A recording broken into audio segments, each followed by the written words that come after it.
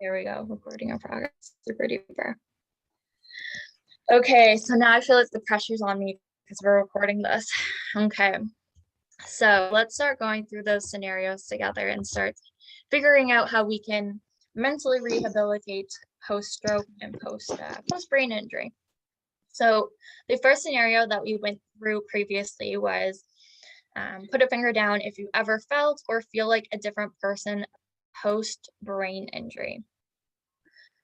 If you've ever heard me talk before, I'm sure you've heard me say that I believe there is no such thing as post you. I understand how you can divide yourself up like that, but as soon as you start identifying yourself as identity pre-stroke and identity post-stroke, now you've created two static identities. And I don't believe identity is static ever in your life. Identity is completely flexible. I've actually made the argument that I don't even know if we have any identity, right? Because when you feel like you don't have an identity, you feel like you need to subscribe to certain things in life to be happy. But if you let yourself flow a little bit more and just kind of take things as they come, you put a lot less pressure on yourself and you feel like you don't need to be a certain person. I've said before when people say, I don't feel like myself pre-brain injury. I didn't feel like myself. I don't feel like myself the way I was when I was 13. I don't feel like the way I was when I was 20. I'm 28 now. Like, you're changing every single day. So to simplify your life so much between pre and post brain injury, I don't think you're doing yourself any favors. I would be doing myself a favor. And so just being mindful of the way you speak about yourself in that way, I think can do so much good as far as seeing yourself as a more fluid person and not putting pressure on yourself to act in a certain way. The next point is your identity is human. So I did make the argument in the past that sometimes I don't like to think of myself as having any identity but being human. Because that's exactly what I am. Everything else these are just things that I do. I used to identify myself as a soccer player and an athlete pre-stroke. And then after my stroke, I felt like I couldn't be those things in the same way. Therefore, I was no longer identifying myself as a soccer player and an athlete. And that depressed me a lot.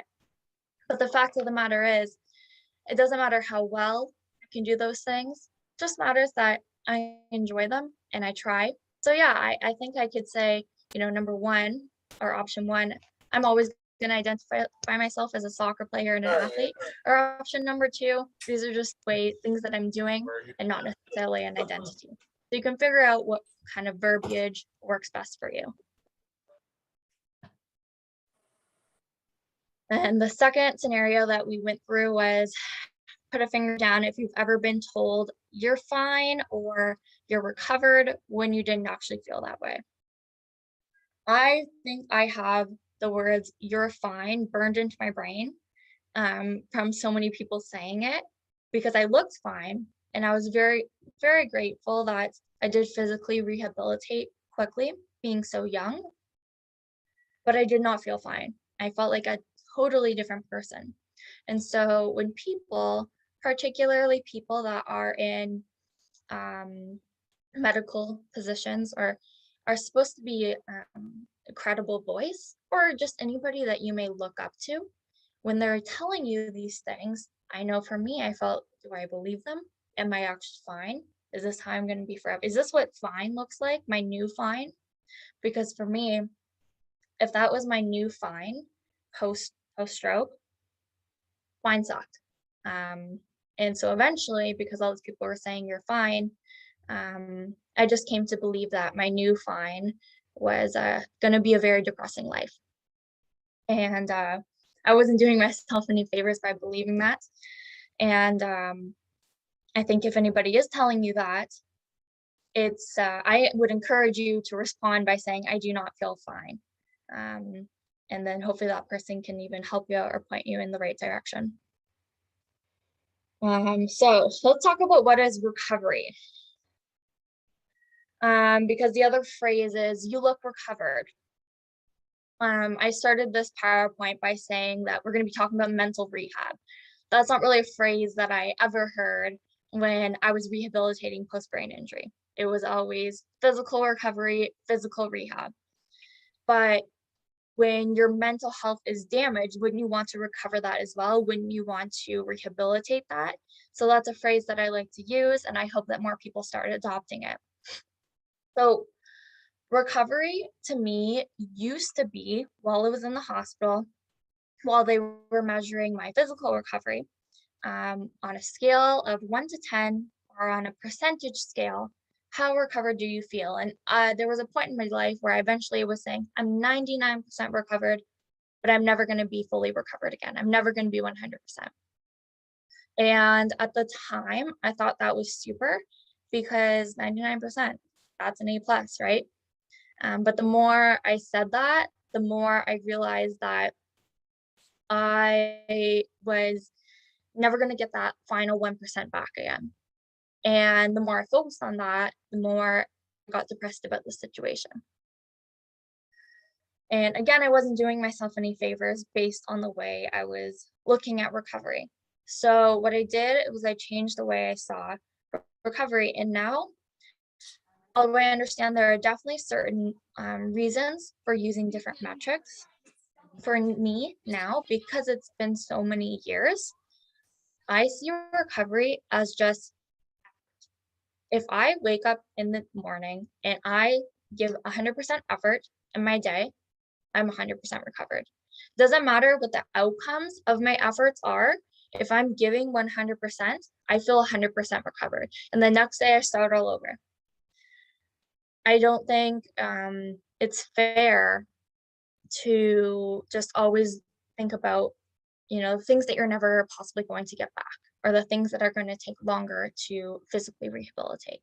Um, think give yourself some credit, and by measuring your recovery based on your effort, I think the motivation factor is definitely going to go up. Talking about physical recovery, um, it's crazy that I still hear doctors and people in the medical field saying that, you only have 6 months to recover. It absolutely breaks my heart when I hear people tell me that. Um, Science has shown time and time again through clinical trials, studies, that you can regain function, maybe not to the same extent as before, but you can improve through intentional repetitions, through focus and movement over and over and over again. And if you are getting discouraged about not recovering or improving as quick as you want to, you can I recommend reaching out to a support group. They're called Modus Nova. They're a company, they make rehabilitation robotics. They're available in the States, but they have a support group on Facebook that anybody can join. And you're going to find a lot of other people who are probably going through a very similar thing as you. And I'm part of that group. It could be incredibly, incredibly motivating. Or just message me, and I would be happy to help motivate you. As far as feeling fine, I have my story there, but I guess I already told it. You're the one that decides when you feel fine. Something that I was telling somebody last week was, you are the only person who has ever felt how you feel. Like, my mom has never felt my feelings, like she feels her feelings and I don't feel hers. I know how my body works. I knew when I had a headache that day that something wasn't right. I know when I don't feel good. I know when I don't feel fine. So please do not let somebody else dictate that for you. You are the only person that knows how you feel, how you think, and when things are feeling right. So you are going to be the one to make those decisions. And then finally, recovery versus self improvement. Now, some people say, recovery, you're going to be in recovery for the rest of your life. And some people find that incredibly motivating. For me, I changed my definition of recovery, but at the same time, now I just like to think of everything I do as self improvement. Because really, where is the line? Where is the line where recovery ends and then self improvement just begins? I can work every day on my memory. Before, when I had my stroke, I had really bad short memory, like Dory from Finding Nemo. And eventually, I worked and time went by to the point that I recovered my memory. But there was eventually a point where I realized, oh, I can keep going. Like I can hone in on the skill and I can really build my memory. I actually have a YouTube video on my channel about a trick that I use called the Mind Palace to help you remember things in conversations, grocery lists, anything short term. Um, so just think about, these lines, they're blurred, and if they're blurred, why do we have certain words for describing certain situations? Feel free to change those up and see what works best for you. Then the third thing we went through was put a finger down if you've ever experienced cognitive and or physical challenges post brain injury, but you never spoke up when they occurred because you wanted to seem normal. Oof, this one is a good one, because I know to this day I struggle with this so much. Um, I was again just speaking with somebody last week, and they asked me, "What's one of your pet peeves post brain injury?" And I said, for me, I'm very lucky that my deficits, which by the way, if you don't know, are mostly cognitive, um, coordination is a big one. So it just takes a little bit longer for me to go through things in my head. So oftentimes when somebody's giving me instructions, I'll be looking at them like, and then a couple seconds later it kicks in because I'm just thinking. I don't even realize I'm staring blankly into space. My pet peeve, because these things aren't so noticeable that somebody might think, oh, okay, she had a brain injury. But they are so noticeable that they stand out. It's a huge pet peeve of mine when somebody says, "Are you okay?" or "Are you drunk?" Because I walk into things a lot or I lose my balance. And it's in those moments where I should probably say, "Oh, I'm just facing some challenges as a result of a brain injury." But oftentimes I don't say anything because I just want to be normal. Yeah, I'm fine. What are you talking about? Oh, ha ha ha! I just lost my balance. I'm not drunk. Um, but there's nothing wrong with me being honest. And something that I had actually mentioned in one of our past support groups with Life After Stroke was, we're doing this advocacy work, or we're all here because we want to make sure other people are comfortable talking about brain injury, whether it be our friends, our colleagues, our bosses, teachers, whoever it may be. But if we're not comfortable talking about brain injuries ourselves, our own injuries, other people are never going to get comfortable with it. So you have to make sure that you are speaking up for yourself. But again, to my previous point on the other, or actually it'll be the next point, you're not playing the victim card, you're just being honest. And by explaining and advocating for your situation, what that is doing is helping people just understand other people better. That's what advocacy is, right? That's what it means to raise awareness. Of course, it's unrealistic for every single person to have a full understanding of every disease, every problem, every possible illness in the world that somebody can go through. But by raising a little bit of awareness, you can at least open somebody's eyes, or your own eyes to somebody else's problem. And so that when you interact, you just have a little bit more empathy for that person, a little bit more understanding for where they're coming from, or vice versa. They're going to understand your situation a little bit better. We can't force people to understand what we're going through because really, at the end of the day, if they haven't gone through it, they won't understand. Um, but just little gentle reminders and standing up for yourself, is, I think, is going to do you a lot of good for sure. The next point is actually, I guess, the first point. I didn't really go through that. Challenge yourself at a reasonable level. Um, As I mentioned, yeah, we don't want to play the victim card. Nobody wants to play the victim card. Nobody wants to be pitied or, have people do stuff for them. We're humans and we're working through our own challenges. Um, and so it's also okay to challenge yourself at a reasonable level. So something I don't like to say is that I have deficits post brain injury. Again, everybody is different. Every definition is different. Every problem, or I don't want to use the word problem, but every outcome of a brain injury is different. Um, for me, I don't like to use the word deficit. I like to use the word challenge. And I think when it was a little bit more acute, I would use the word impairment. There's actually a book, if you guys haven't read, I'm sure I have it behind me. Norman Deutsch, The Brain That Changes Itself. I'll type it in the chat if anybody's interested. Norman Deutsch, The Brain That Changes Itself. And geez, I'm not sure if it was Norm. Yes, Julie has that book. Such a good book. I think it was Taub, Dr. Taub, one of the doctors that he speaks about in the book, who studies stroke and physical rehabilitation. And he also had a stroke late in his life.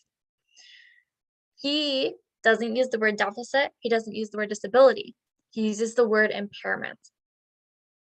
Just because it motivates him more, it makes him feel like he can still do things. He just has challenges with certain things. So yeah, play with different words and just see what works best for you. I get distracted. So The Brain That Changes Itself. There we go, in the chat. Yes, Maggie, such a good book. Actually, I'm going to ask a question. Does anybody else have the other book? I don't know if this is the same or just an expanded version, but there's The Brain That Changes Itself, and this is The Brain's Way of Healing. Has anybody read this one? Is it by Norman? Yes, okay, you read it. Okay, super. Is it just as good, worth the read, Maggie? I don't know how long ago. And you have both too. Okay, super. Oh, yes. I bought it and I was like, is this the same book? But then I brought it home. I'm like, definitely different, but I haven't read the second one yet. So now I'm looking forward to it because you guys are saying good things. So super awesome. I will definitely take a peek. Okay. Yeah, challenge yourself to a reasonable level. And then that leads me to the next point, which is, again, I think something we spoke about a couple support groups ago. It's okay to set high expectations for yourself, but don't punish yourself when you don't meet them. I think, Laura, maybe that was something that you had mentioned. Forgive me if it was somebody else, but I absolutely love that quote. So I made sure to write it down.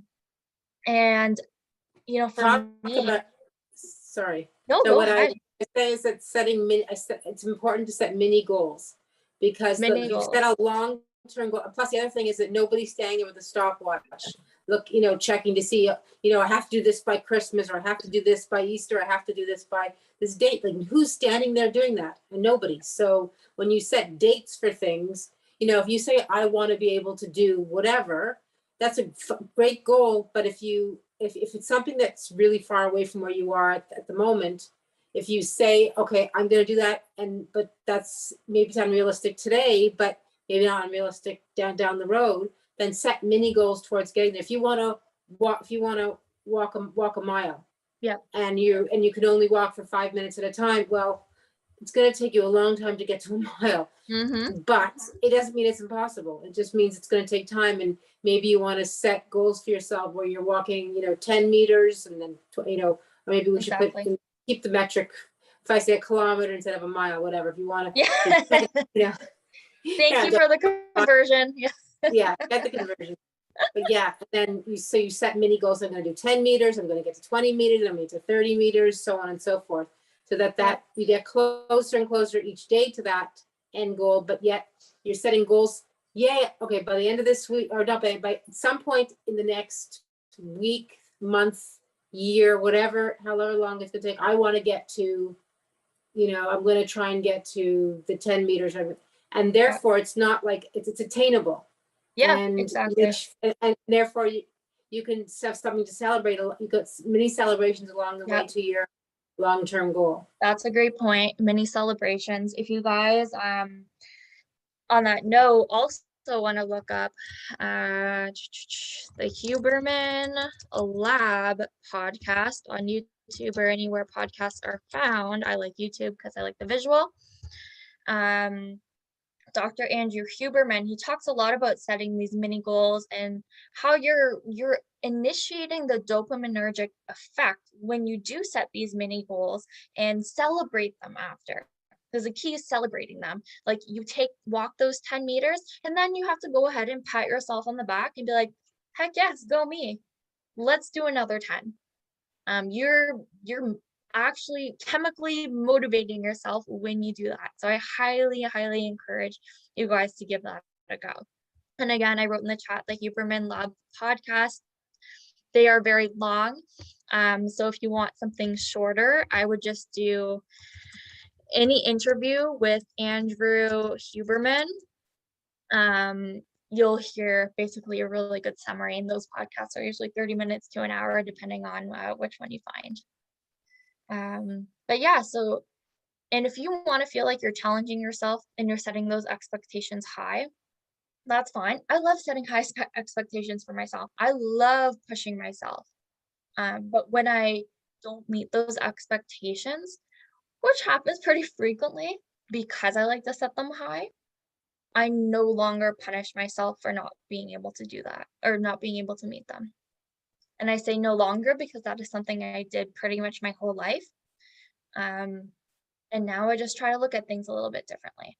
Again, I'm looking at my effort, not necessarily the outcome of my effort. Because if the effort is there and I'm applying it consistently, the outcome's going to happen. Maybe not the first time, maybe not the second time, maybe not even the 100th time, depending on what you're doing. Right. So just measure that the effort versus the outcome. And I think your mood is really going to change with that as well. I'm going to read the comments here as well. Thank you. Oh, everyone's coming with comments. I love it. My Stroke of Insight by Dr. Jill Bolte Taylor. Yes, she rocks. Karen. Oh, yeah, same book. Tandra and James for reading. After my stroke, I have less ambition to read books. Does anyone feel similar? This is a really great question. If anybody wants to chime in, feel free to unmute yourself and go ahead. If not, I definitely have a point as well. You could always do an audiobook. I know, like my Stroke of Insight, not the Norman one. What's it called? Norman Doidge, Brain That Heals. Yes, I'm listening to that now. Okay. So that might be a good one because I love to read, but I can't at the moment read a full book. So I've been doing audiobooks. So I found that was helpful. Awesome. And which do you use a certain platform for the audiobooks? I have a subscription to Audible, but then I've also gotten books off of like the Libby app, which is like all libraries. Okay, that's cool. So you could try that. I don't know. But I've gotten a lot of books through like Libby on that. Awesome. Libby, so but like they don't have Maddie's book, that what's it? Fast Forward. Oh, Maddie's book, yeah, Fast Forward. I have it behind me here too. Yeah. Yeah, that I don't think they have that. You can get it on Audible, but you can't get it on Libby. So I kind of like bounce back and forth between the two. Yeah, awesome. Cool. Thanks, Karen. Yeah. Yeah, that's a good. I never heard of Libby. Yeah, definitely check that out, James. I know my mom uses another one called Chirp. I just wrote a couple in the chat there. You can probably check that one out as well. Yeah, I think it depends on how how much you want to pay and what books are available, that sort of thing. So that's a really good tip. One thing that I like doing is even listening and having the book at the same time. And another thing that I do to help motivate me with reading, because I don't like I have problems with coordination, so sometimes, like, for a brief second, like, words and letters will switch, and I'll just read something as, like, transmission. Like, maybe I'll read it as tradition, and I'll get through a whole sentence or paragraph, like, swapping words like that, and be like, "That doesn't make sense." And I'll have to go back and read it and be like, "Oh, if I slow down and really look at these different syllables, it says transmission." And so things do take a little bit longer for me as well. If you're able to read and it just takes a little bit longer or it's a little bit challenging, what I do is I have a goal of just reading 1 page a day. That is all. 1 page. That is literally my goal. You don't even have to do 1 page a day. You can do 1 page every other day or whatever works for you. But what I do, I've really tried to make it a habit of mine in the morning is after I wake up, my alarm goes off and I read 1 page of a book. And that's all. I don't expect more of myself. So if I do end up reading a little bit more, then I'm really proud of myself. So when you set those, maybe lower the expectations, and that also might help motivate you as well to get through the book. Really good question. If you guys have other questions you want to type in, feel free to do that in the chat.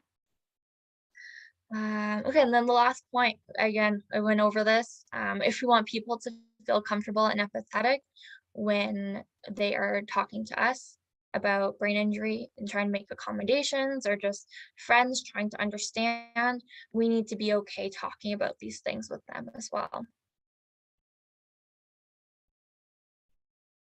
All right. And next was put a finger down if you've ever felt like you're playing the victim card by explaining to someone that you have challenges post brain injury. If yes, have you ever repressed those feelings as a result?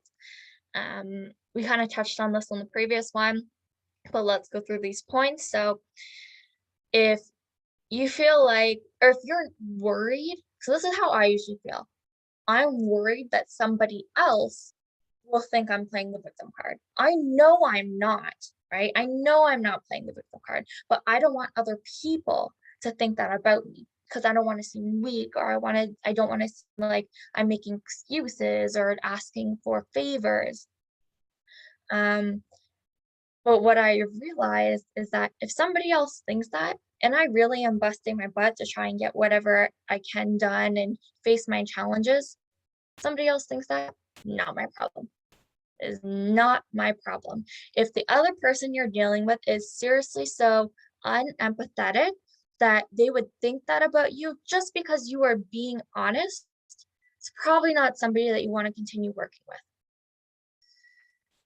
So just remember, it is not your problem if somebody else thinks you're playing the victim card, but at the same time, you want to set reasonable expectations for yourself and be willing to face challenges. There is a reason for everything that you feel. So when it comes to repressing feelings, something that I did for the vast majority of my life up until my sort of breakthrough moment where I say I turned my rock bottom into my breakthrough and no longer repress my feelings. And I realized that's because everything I feel is for a reason. Whether that reason is valid or true is a different story. And that's a whole separate thing that needs to be addressed. But if I'm telling myself, "Ooh, this person thinks I'm playing the victim card, this person doesn't think I'm a hard worker, or this person does think I'm not a hard worker," and I become upset over that, well, that's for a reason. The reason's not true. The reason is not true. And so by me expressing my feelings and saying I feel this because, that's actually a really good opportunity for then somebody else to come in wherever I'm talking to and say, well, did you talk to that person? Did they actually tell you that they think you're being a victim or trying to ask for sympathy? Then I might be thinking, oh, no, I didn't. I'm just assuming. And maybe my assumptions are just based out of fear. And that's not how that person thinks of all at all. Or maybe that's an opportunity for me to have a conversation with that person. So repressing your feelings, never a good thing in my opinion. I think there's always somebody that you can find who you can talk to about these things. Somebody who is credible and somebody who is honest and has your back. So I guess 3 things.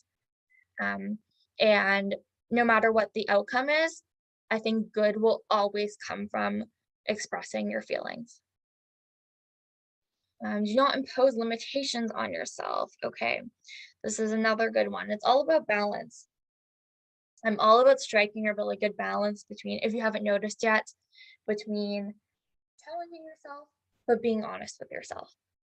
That's going to be the constant balance you're going to search for. I think that anybody is really going to search for, brain injury or not. I think not amongst, but along their journey of life, always striking a balance between being honest and challenging myself at the same time. So how do you do that? Well, one of the big things that I always try not to do for myself is imposing limitations. I mentioned in that book that one of those doctors, again, I think it was Edward Taub, that he doesn't use the word disability because for him, he doesn't find that empowering. He used the words impairment. Maybe for you, using the word disability is completely empowering. And you found a way to not impose those limitations on yourself. So instead of going into challenges thinking I cannot do this, this is where I draw the line. Figure out maybe you can do things differently instead of not doing them at all. Is there a way you can adapt instead of not doing things at all? So I always like to look for alternatives. And then we can talk about the term new normal. Again, this is another term that some people absolutely love, and they feel completely empowered by saying that they're living a new normal. And for me, I don't like that term. It's not empowering. I don't even like the word normal, to be honest. I feel like I'm in flux all the time, and every day I'm changing and wanting to improve. And this is just a different version of Ella. Like, I'm the same Ella. I'm Ella pre-stroke, post-stroke. I'm just Ella on a different day. So defining myself and creating such a static identity for myself, I don't think it's not very empowering for me. And it might not be empowering for you either. And then the next one was put a finger down if you've ever felt like a professional has misunderstood or dismissed your concerns post brain injury. This one, again, blows my mind. I can understand that just because you're a professional or an expert in one area, that does not mean you're a professional or expert in other areas. But you know what, you got to stand up for yourself. You got to find second opinions. Again, if you're not feeling fine, you got to voice that. You're the one that makes those decisions about whether or not you feel fine. And if you don't, something is missing. If you are fit, maybe you're physically fine, maybe you're even cognitively quote unquote fine. But if you still don't feel it, then that means that there's mentally, emotionally, then you have to seek help in that direction. Maybe you're not fine there. I felt that for myself as well. Physically, okay, I was fine. I really was. I didn't have anything. I could still go about my day-to-day life. Cognitively, even though I had some challenges, I was fine. But mentally, I was a mess. And so that's where I sought out some help. Okay, I'm just taking a little peek at the chat here. Some of them were private, so I'm not going to read them out. Do people have a psychiatrist following their recovery? It's a good question. If anyone wants to jump in there. A physiatrist. Oh, physiatrist. Wow. Okay. I can read. Yeah, I guess someone told me that they follow, like you go, like all your doctors will go through them, because I'm having trouble with too many doctors and they keep passing me off to someone else, and that.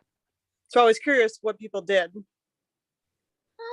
Anybody, feel free to type in the chat or unmute yourself if you have a physiatrist following your recovery.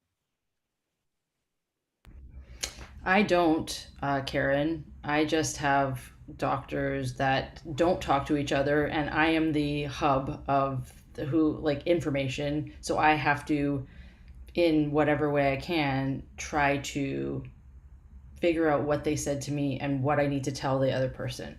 you know? That's what I'm running with, and I have That's short-term great. memory issues. Yeah, it's I'm a frustrating. year out, so someone mentioned a physiatrist will manage all that. Oh, that would be Like, so nice. so I didn't know if that Where was are you? actually true and what people found. Where are you located? I am in Connecticut. The States? Connecticut. Oh, Oh, yeah, Connecticut. Connecticut. Oh, yeah, yeah. I'm in Toronto, so I do not have yeah, I don't have anybody following my stuff. Maggie said she. Unfortunately, I have the Veterans Administration, so I get whoever they assign to me. Sorry, Brian, you do have somebody following? Or Kinda. kind of? It's the VA Veterans Administration. Oh, So basically, whoever I'm given okay. Okay. is kind of who I'm stuck with. Hmm. And Maggie, a physiatrist is sometimes also called a doctor of physical medicine rehabilitation. Okay, cool. Man, I know. I mentioned that because I read a book called Stronger After Stroke, which is by Peter Levine, and he really recommends finding a physiatrist. And I was like, okay, I gotta find a physiatrist. Give me a physiatrist. Hey, hospital, I need a physiatrist, right? And I had one right after my inpatient time. And then I was an inpatient in Washington, D.C., and then I moved back to Colorado, where I'm from. And I was like, trying to find a physiatrist. And there were people at the hospital who did not know what that was, that word. So it's also sometimes known as a doctor of physical medicine and rehabilitation. That's crazy. But again, I guess that goes to show, like, if you're an expert in one area, maybe you don't know what a physiatrist is, I'm just a dietitian, I don't know, or like, I'm just a social worker. Man, this might just be in the UK, but I thought I read something in the States, or I think I might have written an article about this for somebody. There's an app where they can hold all your medical information and it doesn't go against HIPAA or anything. But it just makes, man, I should send it to you if I find it, Karen. Yeah, I'm gonna write that down. But yeah, just like holds all your medical information. It's an app. I swear I wrote just a freelance research article on this telehealth, I think it was, particular company. And I will find that and send it over to you. Okay.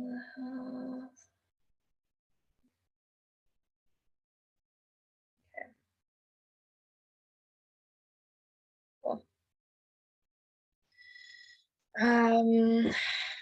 Yeah, and so speaking of doctors, be an advocate for your own health.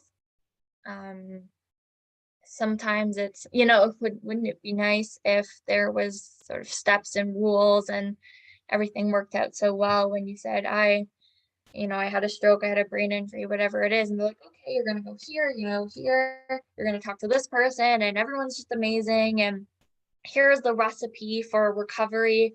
But unfortunately, it just doesn't work that way. And you have to be an advocate for your own health. You have to know when to change doctors. You have to know when to get a second opinion when things just aren't feeling right for you. And yeah, finally, when you do find that person, hopefully they make you feel like you are part of a productive team. That's ultimately what you want your team of doctors to be, productive, because you want your recovery to be productive. And I think when you find that, you're in the right place. And if you're not feeling it, again, feel comfortable and confident looking for a second opinion.